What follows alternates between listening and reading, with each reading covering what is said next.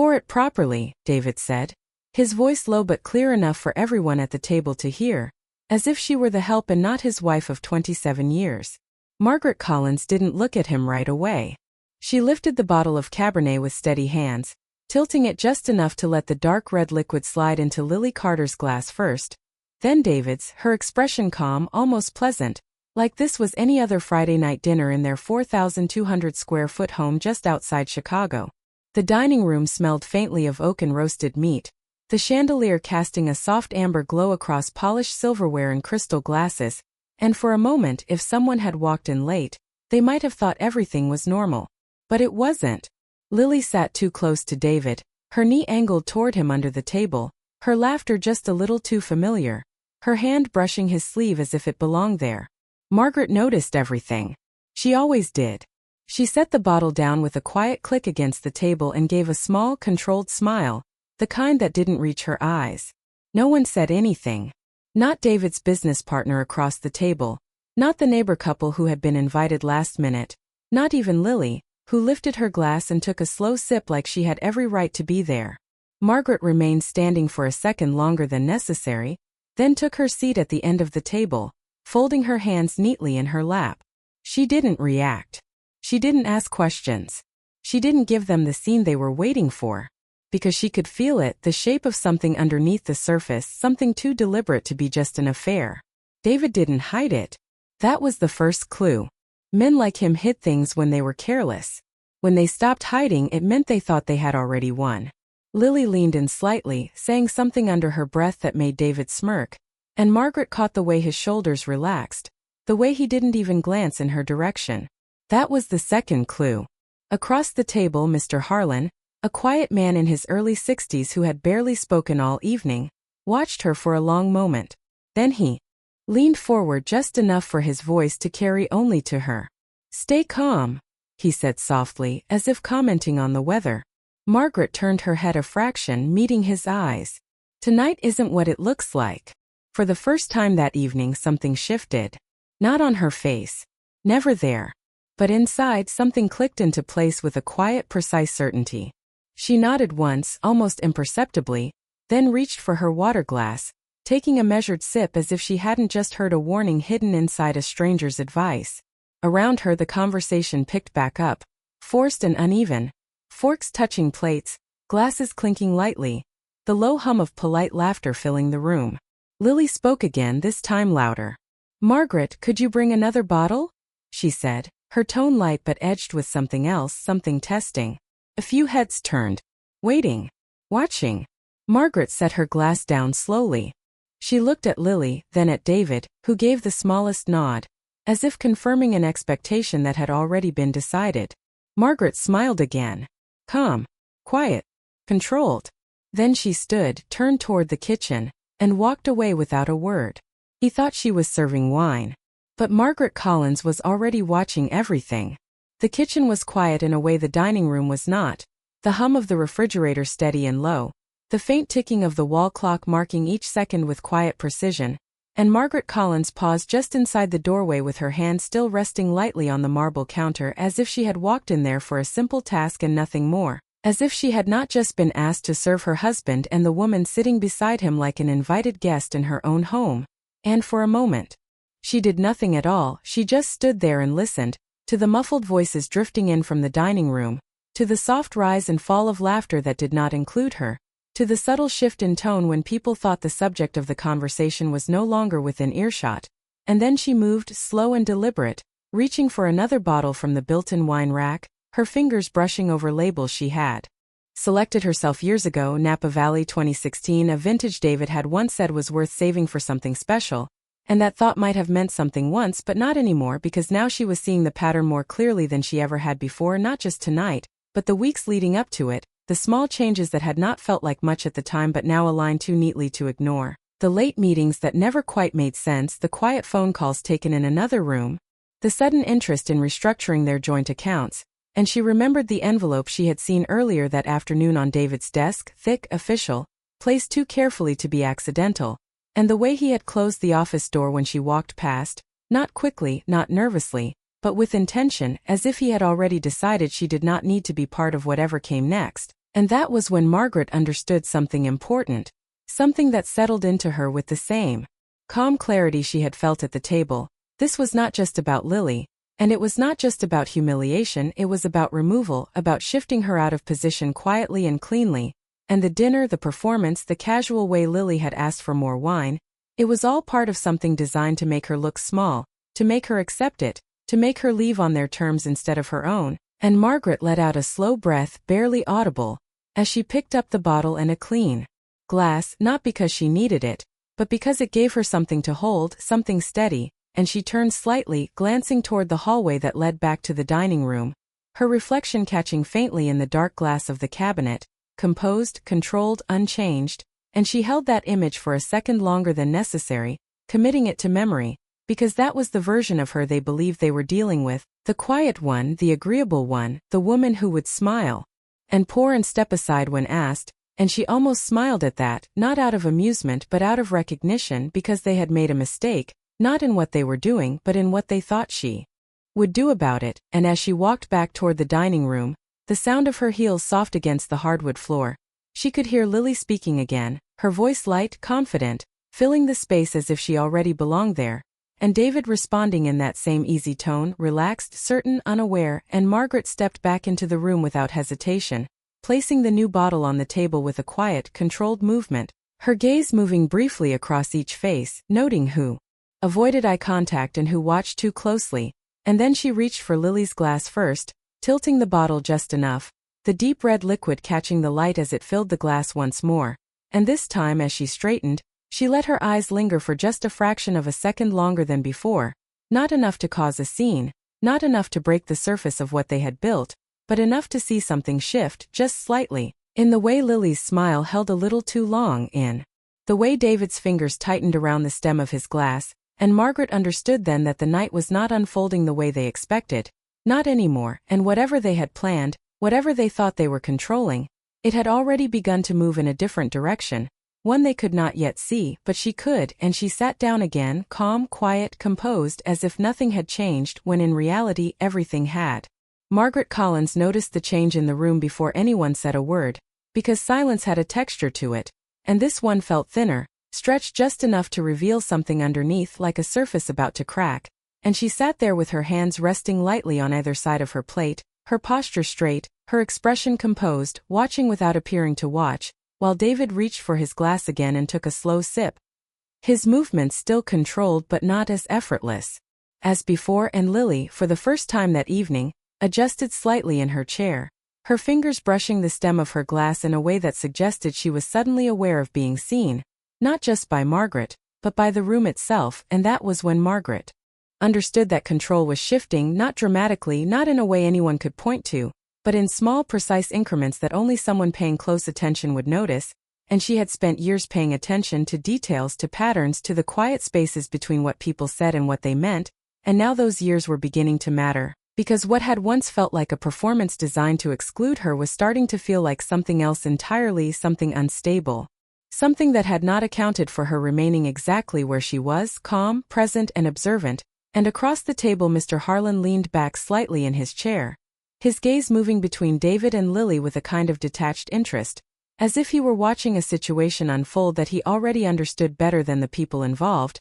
and Margaret filed that away, not reacting, not acknowledging, just noting it as another piece in a pattern that was becoming clearer with every passing second. And then Lily spoke again, her voice just a fraction too bright, asking David about a project, something about expansion, about new contracts, and the way she said it was careful, rehearsed, like someone stepping into a role they had already practiced, and David responded easily, too easily, mentioning figures, timelines, decisions that had never once been discussed with Margaret, not in detail, not in any way that included her as part of the process, and that was the moment the last piece settled into place, because this was not just personal, it was structural, it was about business, about assets, about positioning, about creating a version of reality where Margaret was no longer central, not as a partner, not as an equal, not even as an obstacle, just as someone who would quietly step aside when the time came. And Margaret felt that realization settle into her with the same quiet certainty as everything else that night. No panic, no anger, just clarity, and she reached for her water glass again, taking a small measured sip,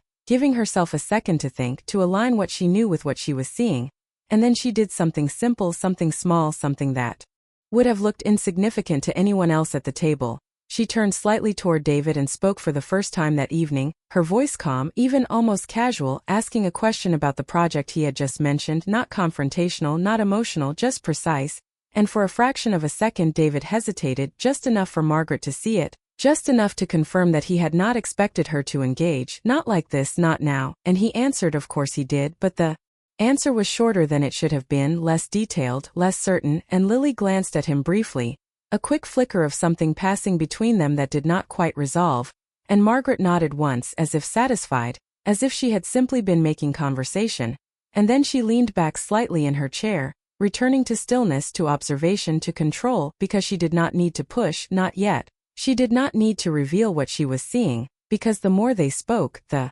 more they exposed, the more the shape of their plan became visible, not just to her, but to anyone willing to look closely enough, and Margaret Collins had no intention of interrupting that process, not when it was giving her exactly what she needed, piece by piece, moment by moment, until there would be nothing left for them to hide behind, and that was when she would decide what came next. Margaret Collins did not speak again immediately because she did not need to, and that was the part they still did not understand, that silence was not absence but control, and she let the conversation continue without her, listening as David shifted the topic slightly, steering it away from specifics and back into something safer, broader, something that sounded like business without actually saying anything meaningful, and Lily followed his lead, nodding at the right moments, adding small comments that sounded supportive but revealed nothing new, and to anyone else at the table it might have seemed like a normal exchange, slightly awkward perhaps, but still within the boundaries of polite dinner conversation, except it was not, because underneath it there was tension now, subtle but growing,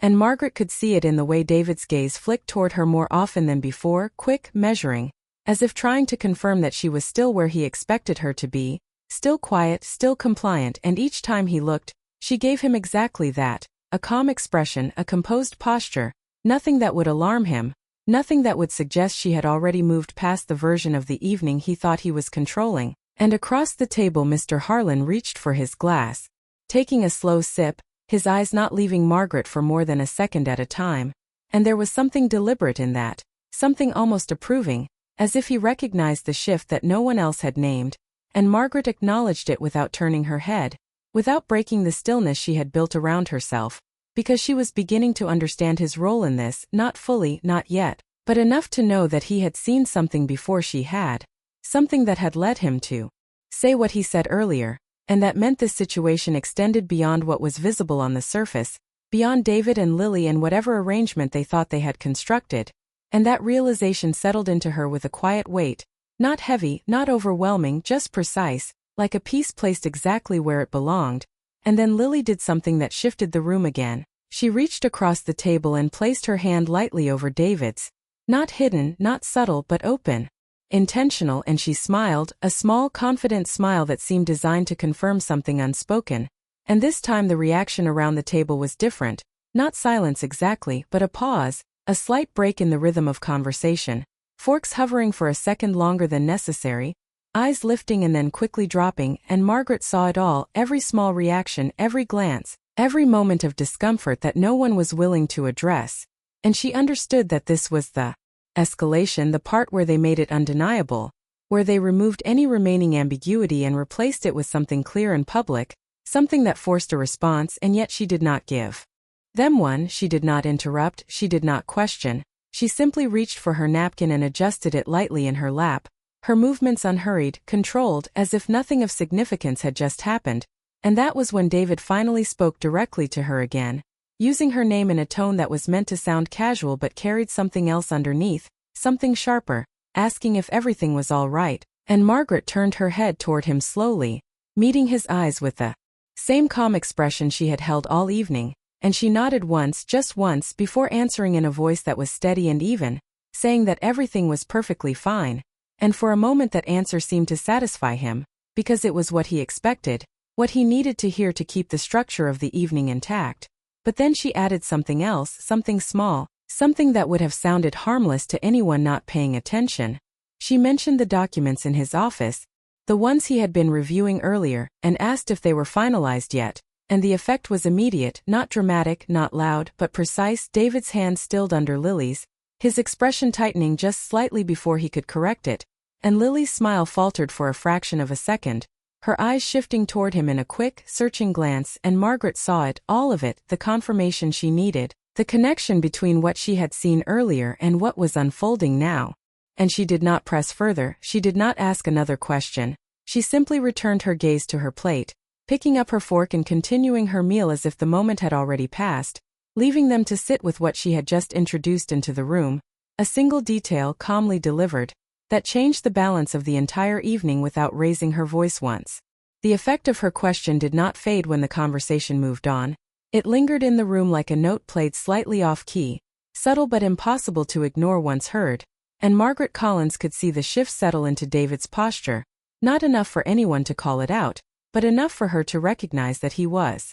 recalculating, adjusting to something he had not planned for, and Lily, for all her earlier confidence, began to speak more carefully now, her words measured, her tone controlled, as if she were aware that the balance had changed but had not yet figured out how, and Margaret let that tension build without interfering, because she understood that pressure revealed more than confrontation ever could, and she continued her meal at an unhurried pace, cutting her food into small, even pieces, taking measured bites, giving nothing away while everything around her slowly shifted out of alignment. And then David did something that confirmed it. He reached for his glass again, but this time he did not drink. He simply held it, turning it slightly between his fingers as if buying himself a second to think, and when he finally spoke, his voice carried a different tone, still controlled but tighter, asking Margaret what she meant about the documents, framing it as a simple question, casual, almost dismissive, but Margaret recognized the intent behind it. He was testing the boundary she had just touched, trying to determine how much she knew, how much she had seen, and more importantly, what she was going to do with it, and Margaret met that moment the same way she had met everything else that evening, with calm, with precision. She set her fork down gently, folded her hands together, and looked at him directly, not challenging, not emotional, just present, and she answered in a tone that was quiet and clear, saying that she had noticed the paperwork on his desk earlier, that it looked official, and that she was simply curious if everything had been finalized, and the way she said it left no room for denial without making it obvious. No room for deflection without drawing attention, and for a second, just a second, David had nothing to say, and Lily's gaze shifted between them again, faster this time, less controlled. And across the table the others remained silent, their attention drawn in despite themselves, because something real was happening now, something that could no longer be dismissed as a misunderstanding or a private matter, and David finally responded, offering an explanation that sounded prepared but incomplete, something about routine updates, about standard business restructuring, words that filled space without answering the question she had actually asked, and Margaret listened without interrupting, her expression unchanged, her posture steady, and when he finished she nodded once slowly as if accepting what he had said, even though she did not, and that was when she made her next move, not a confrontation, not a revelation, but a placement. She reached for her glass again and spoke lightly, almost conversationally, mentioning that she had also noticed a second set of documents, one she did not recognize, and that she assumed they must be important since they were being handled so carefully, and the silence that followed was different this time, heavier, more defined, because now there was no mistaking what she was doing. She was not reacting, she was observing, and she was letting them know it without ever raising her voice, and David's jaw tightened just slightly before he forced a small smile, one that did not quite reach his eyes, and Lily shifted in her chair again, her earlier ease replaced by something more cautious, something that looked like uncertainty, and Margaret saw all of it, every small fracture in the control they thought they had. And she did not press further, she did not need to, because the truth was already beginning to surface on its own, and as she leaned back slightly in her chair, returning once again to stillness, she understood something with absolute clarity. They had planned this evening to establish control, to define the terms, to set the stage for what would come next. But they had made one mistake. They had assumed she would react, and because she had not, because she had chosen silence instead of confrontation, observation instead of emotion, the entire structure of their plan was beginning to shift in ways they could not yet see. But she could, and she was not going to interrupt that process, not now, not when it was finally revealing exactly what she needed to know. By the time the main course was cleared, the room no longer felt like a dinner, it felt like a negotiation. that no one had agreed to but everyone could sense, and Margaret Collins remained exactly where she had been all evening, composed, attentive, quietly in control, while the others shifted around her in small, revealing ways, the neighbor couple speaking less now, their earlier ease replaced by polite distance, David's business partner checking his watch once, then again, as if reconsidering why he had stayed this long, and Lily, who had begun the night with effortless confidence, now choosing her words more carefully, her laughter softer, less certain, and Margaret observed it all without appearing to, her gaze steady, her posture unchanged, because she understood that the more the room adjusted, the more it exposed what had been hidden beneath the surface, and she did not interrupt that process, she allowed it to unfold naturally, letting each moment add to the picture that was becoming clearer with every passing second, and then Mr. Harlan set his glass down with a quiet, deliberate motion and spoke for the first time since her last question, his voice calm, measured, carrying just enough weight to draw attention without demanding it, and he addressed David directly, asking about the restructuring, not in general terms, but with a level of specificity that suggested familiarity, mentioning details that had not been shared at the table, references to timing, to signatures, to conditions that required agreement from all parties involved, and the effect was immediate. David straightened slightly, his expression tightening before he could mask it, and Lily turned toward him, her composure slipping just enough to reveal that she had not expected this line of conversation, and Margaret did not move, did not react, but she listened closely because this was the confirmation she had been waiting for, not just that there were documents, not just that there was a plan, but that others knew about it, others who were not supposed to be part of this controlled narrative. And Mr. Harlan continued, his tone still even, almost casual, but his words precise, asking whether everything had been disclosed properly, whether all required parties had been informed, and the question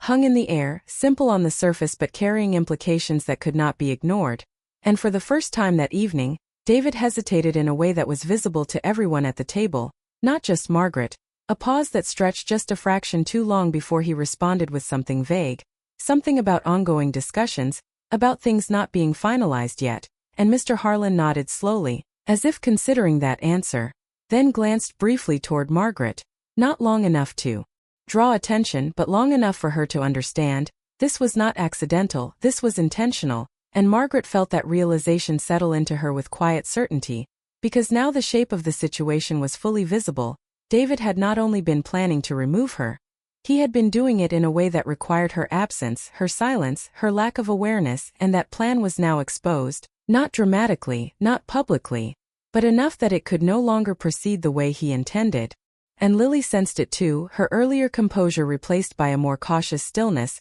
her hand no longer resting on David's, her posture slightly withdrawn, and Margaret allowed a small, almost imperceptible shift in her expression, not a smile, not quite, but something close, something that reflected understanding rather than reaction, and she reached for her glass once more, taking a slow sip of water, giving the room a moment to settle into this new dynamic. And then she spoke again, her voice as calm as it had been all evening, addressing Mr. Harlan this time, thanking him for clarifying, for asking the right questions, and the way she said it was deliberate, acknowledging his role without exposing it. And then she turned back to David, meeting his eyes with steady composure, and said something simple, something that carried more weight than anything she had said so far. She mentioned that she would review the documents herself in the morning, that she preferred to understand things fully before making any decisions, and the silence that followed was absolute because now it was clear not just to her, but to everyone at the table Margaret Collins was not being removed, she was stepping forward, and she was doing it on her own terms, without raising her voice, without creating a scene, and without giving anyone the reaction they had expected. And that was the moment the balance shifted completely, even if no one said it out loud, even if the dinner continued in polite, fragmented conversation, because underneath it all the structure had already changed, and there was no going back to what they had planned before she chose to remain exactly where she was. By the time dessert was mentioned, no one at the table seemed particularly interested in it, and that in itself said more than anything spoken aloud, because the evening had already shifted into something else entirely, something quieter but far more consequential, and Margaret Collins remained composed, her posture unchanged, her presence steady, while the others adjusted around her in ways they could not fully control, David no longer leaning back with ease but sitting slightly forward now. His attention divided, his thoughts clearly elsewhere, and Lily, who had begun the night as if she belonged in that chair, now seemed aware that she was sitting in a place that was not entirely secure, her hands resting closer to herself, her movements smaller, more contained, and Margaret observed it all without interruption, because she understood that this was the stage where people revealed themselves not through what they said, but through what they could no longer hide, and she let the silence do its work, filling the spaces between sentences, stretching moments just long enough for discomfort to surface, and it did in the way David cleared his throat before speaking, in the way Lily avoided looking directly at Margaret for more than a second at a time, in the way the others at the table began to disengage, their earlier curiosity replaced by a quiet desire to leave without being part of whatever this had become. And then David made a decision, not spoken but visible in the way he straightened his shoulders and forced a small smile, attempting to reclaim the tone of the evening, suggesting that they move to the living room for coffee, framing it as a natural progression, a way to close the dinner on a polite note, and Margaret recognized the intent immediately. This was an attempt to reset, to move away from the table where too much had already been revealed, to re-establish control in a different space, one less structured, less formal, where the conversation could be redirected and diluted, and she allowed it, because there was no need to resist, not when the outcome was already unfolding in her favor, and as they stood, chairs sliding softly against the hardwood floor, Margaret moved last, not out of hesitation but out of choice, giving herself a moment to observe the room from a different angle, the half-empty glasses, the untouched portions of food, the subtle disarray that had replaced the earlier order, and she took it in calmly before following the others into the living room, where the lighting was softer, the seating more relaxed, but the tension had not followed the rules of the space. It remained quiet and persistent, settling into the corners, into the pauses, into the careful way people chose their words, and Margaret took her seat on the far end of the sofa, her hands resting lightly together, her expression unchanged, while David remained standing for a moment longer than necessary, as if deciding where to position himself, and Lily hovered near him, not quite as close as before, not quite as certain, and Mr. Harlan took a chair across from Margaret. His posture relaxed but his attention precise, and for a few moments the conversation drifted into something neutral, comments about the weather, about travel, about things that required no commitment, no risk, but underneath it all the earlier shift remained, and Margaret knew it, and more importantly so did David, and that was when he spoke again, this time addressing her directly, his tone controlled but carrying a layer of urgency that had not been there before, suggesting that they discuss the documents privately later, framing it as a practical matter, something that did not need to involve others, and Margaret listened without interrupting, her gaze steady, her posture unchanged, and when he finished, she responded in the same calm, measured tone she had used all evening, saying that there was no need to wait, that clarity was better achieved when everything was open, when nothing was left implied or assumed, and the words settled into the room with quiet weight, not confrontational, not aggressive but definitive, and David held her gaze for a moment longer than before, as if searching for something he could use, some sign that she would step back, that she would allow him to regain control, but there was nothing there except calm, except certainty. And that was when he understood, not fully, not yet, but enough to recognize that the version of this evening he had planned was no longer possible, and Margaret saw that realization in his eyes, brief but unmistakable, and she did not react, she did not press, she simply remained where she was, composed, present and completely aware, because she knew something he did not, something he had not accounted for when he set all of this in motion. The moment he had tried to make her small was the moment he had given her everything she needed to see him clearly, and now there was no undoing that. The living room settled into a quiet that no one acknowledged but everyone felt, the kind that made even small movements seem deliberate, and Margaret Collins remained still on the edge of the sofa, her back straight, her hands loosely folded, her expression composed, while the others adjusted around her in ways that revealed more than any conversation could, David finally taking a seat across from her but not fully relaxing into it. His posture held, his attention fixed, and Lily choosing a chair slightly behind him rather than beside him, a subtle shift that might have gone unnoticed earlier but now carried meaning, and Mr. Harlan remained exactly where he was, calm, observant, his presence steady in a way that contrasted sharply with the quiet tension building in the room, and for a moment no one spoke, not because there was nothing to say, but because everyone understood that whatever came next would define the rest of the evening, and Margaret allowed that silence to stretch. Not out of hesitation but out of control, because she knew that people revealed themselves most clearly when they were left alone with their own expectations. And David broke first, his voice measured but edged with something tighter now, asking again, more directly this time, what she believed those documents were. And Margaret turned her head slightly, meeting his gaze without any sign of urgency, without any need to rush, and she answered with the same calm precision she had maintained all evening, saying that she did not need to believe anything, she simply needed to read them. And the simplicity of that response left no room for argument, no room for reinterpretation, and Lily shifted in her seat again, her fingers brushing lightly against the armrest, her composure no longer effortless, because the situation had moved beyond the version she had prepared for, beyond the quiet control she had expected David to maintain. And Margaret noticed that, the way her confidence had narrowed into something more cautious, more uncertain, and she understood what that meant. Lily had been brought into something she thought was already decided, already secured, and now she was realizing that it was not,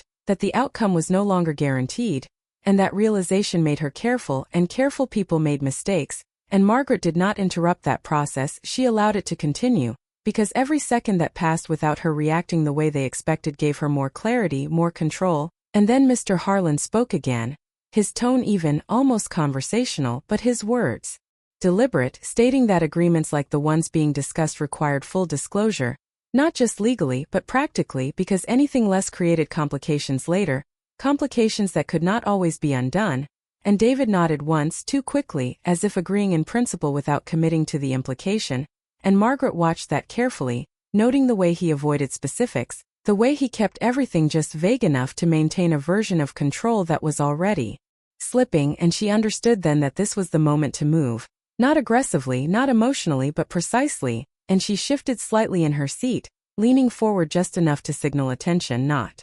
confrontation. And she spoke again, her voice steady, her tone neutral, stating that she would like to bring something into the room, something simple, something factual, and the way she said it caused a pause, because it carried weight without force. And David's expression tightened slightly, his focus sharpening, and Lily's gaze moved toward her again, more directly this time, as if bracing for something she could not yet define. And Margaret continued, explaining that she had already seen enough to understand that the documents involved more than routine changes, that they involved ownership, authority, and position, and that she had also noticed that her name had not been mentioned once in the conversation surrounding them, not by David, not by Lily, and that omission was not accidental. And she let that settle for a moment before continuing, not raising her voice, not changing her tone, simply stating that she had spent 27 years building everything that was now being discussed, from the early days when the numbers did not add up and the decisions carried real risk, to the present where everything appeared stable and structured,